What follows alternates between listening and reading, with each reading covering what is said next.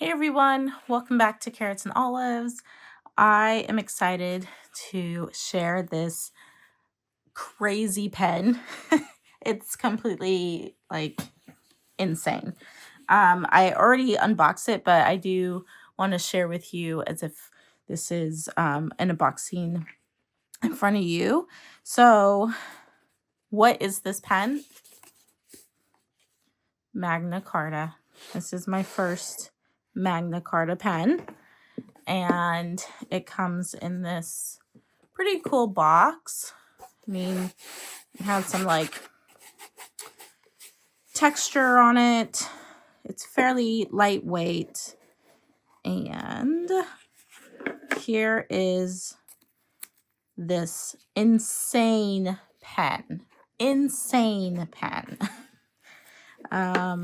There's nothing, I don't think there's anything underneath. You do get a warranty card that is here and comes with it. And so this is the Magna Carta 1000 in the lapis lazuli color. It's really, really, really pretty. I am pretty shocked at how gorgeous this is.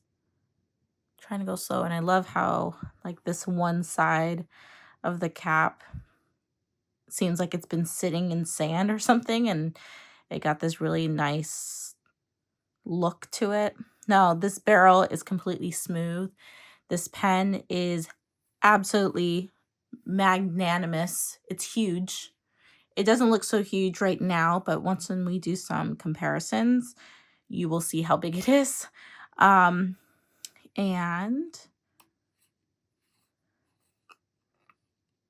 look at that. This thing is absurd.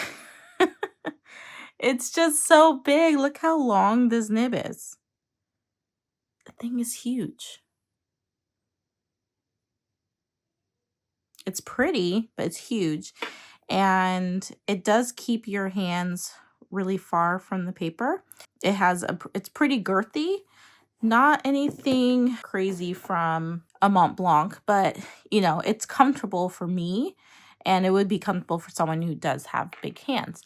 Now the question is, are Magna Carta fountain pens meant for just calligraphy writing, for fancy writing, and not like the everyday? I've kind of been playing around just a little bit with this pen. It came in the middle of the week, and I'm just still amazed at how big this nib is, just trying to figure out the best way to use it as a daily writer. I don't know if that is something that I can do. This is a fine nib, and the ink I'm using is Diamine Iridescent Maureen from Cult Pens. So I felt like this ink was a really good match. I think Emerald de Chivor would be an even better match, but I did not feel like I wanted to get that ink out. So we're just working with this one. So there is some flexibility. And I had the nib kind of sitting there for a while all open. So there's a little bit of a hard start.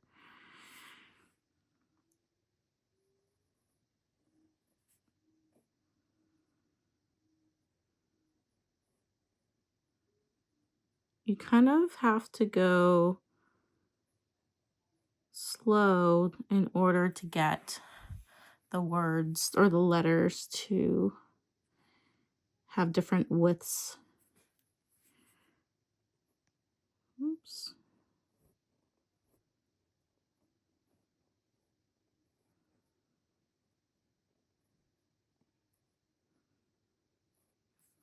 So I'm still learning. Got this when it was on a really great sale.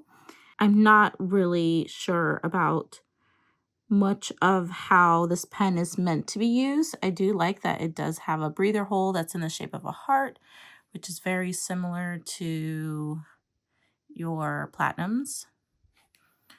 You probably can't see that. There we go. So this ink has some sheen to it. It's blue with red sheen. Let me just give it a little bit more oomph with the ink. Whoops. And it's very secure. It's very lightweight. My gosh, just like every time I look at this nib, I just laugh because it's just so funny looking. So I feel like it's for big handwriting.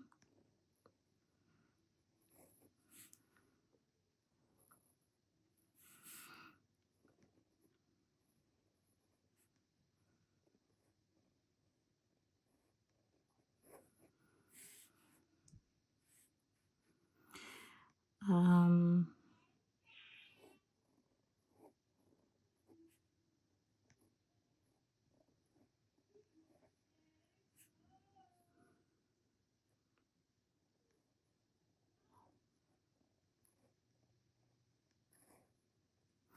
I'm not even sure if I should be like pushing this, but it's nice. If I wanted to write just in print, I can't push down too hard, otherwise the tines start to separate. That's not what I want to write. Let's see here. Magna, Carta.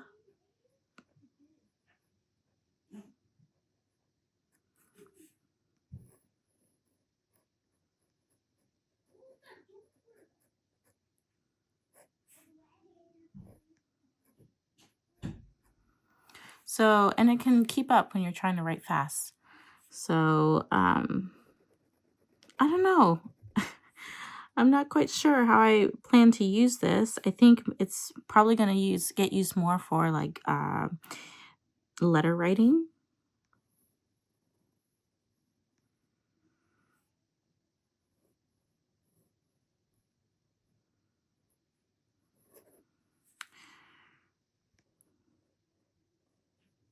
I feel like when you have those curly cues, you really need to keep your hand loose.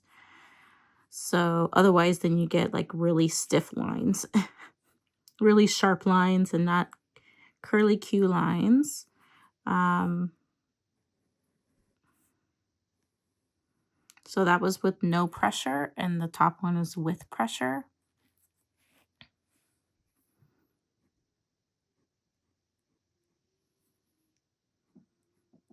It does write upside down, and it's actually pretty smooth.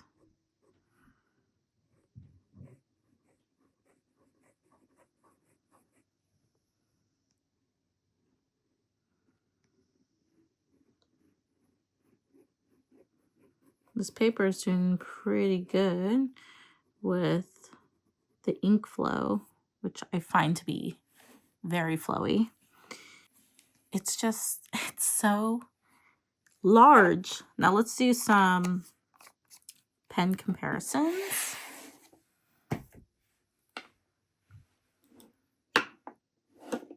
I will zoom out for this. Okay, so let's put the pen in the middle. You could see even from here, it's peeking out a little bit over this like pen holder. So first pen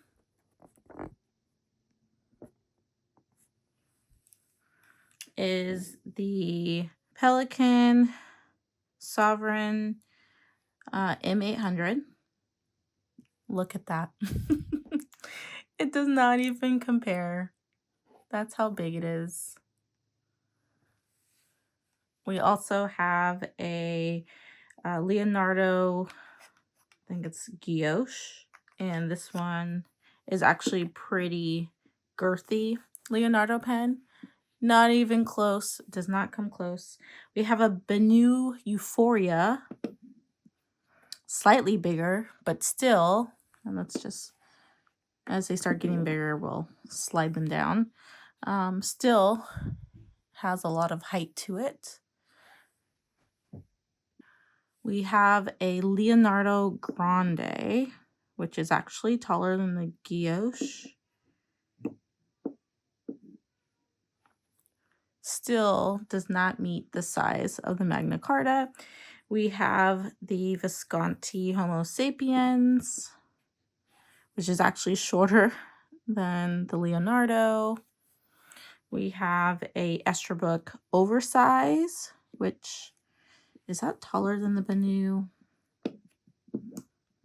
Yes, because it has a little bit of those pointier ends, curved ends instead of the flat top, but still not, a little bit closer, but not there. We have a Monte Grappa. They're not normally large pens, but kind of like an average size, I would say. You can kind of see how it's quite smaller. We have a Scribo Feel. And let's see, where does that fit? Maybe here. Oh, no, that's taller than the Visconti. I think that one's taller. Oh, and we have a Platinum 3776, which is also a kind of a smaller pen in comparison. Next is my my Lusso pen, Atelier Lusso, and I think this one is about the size. Oh, it's a little bit bigger than the Scribo. And just kind of shift everything down. So it's getting there a little bit. They're about the same size as the Leonardo Grande. We have a Franklin Christoph Model 02. And I know that's not even close, but I think we'll take away the platinum. And then last but not least is the Mont Blanc 149. And this one is probably